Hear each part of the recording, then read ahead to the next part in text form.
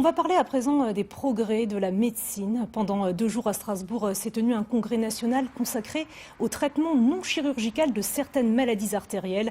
Des spécialistes de tout le pays se sont réunis pour échanger, partager leurs connaissances en assistant, vous le voyez, à des opérations filmées en direct. L'occasion pour nous de nous intéresser à une spécialité encore méconnue, la radiologie interventionnelle. À mi-chemin entre chirurgie et radiologie classique, la discipline se développe de plus en plus au gré des progrès spectaculaires de la technologie. Reportage Grégory Fraise, Bernard Stemmer. Exploration intérieure, voyage au cœur de l'organisme. Ce médecin est en train d'opérer sans pourtant jamais regarder le patient, ni même le toucher. Pas de bistouri, pas de plaie béante, mais un cathéter, des fils et des écrans.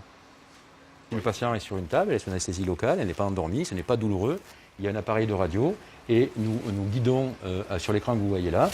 Et vous allez voir arriver sur l'écran le ballon et c'est l'appareil de radio qui nous permet de guider ce que l'on fait.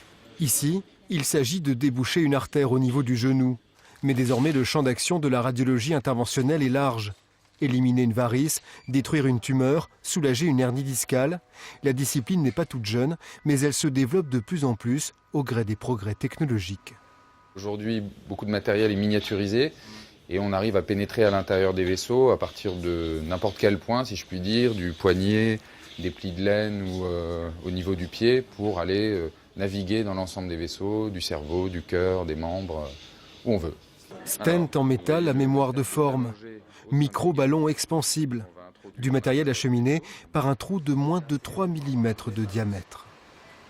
Il y a quelques années, ces interventions étaient inenvisageables par voie mini-invasive et de grandes ouvertures au bistouri étaient nécessaires pour réaliser ce type de pontage notamment.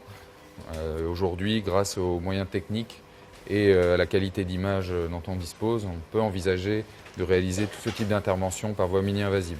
Avantage, des patients sur pied au bout de quelques heures sans cicatrices. En 10 ans, l'activité des radiologues interventionnels a explosé.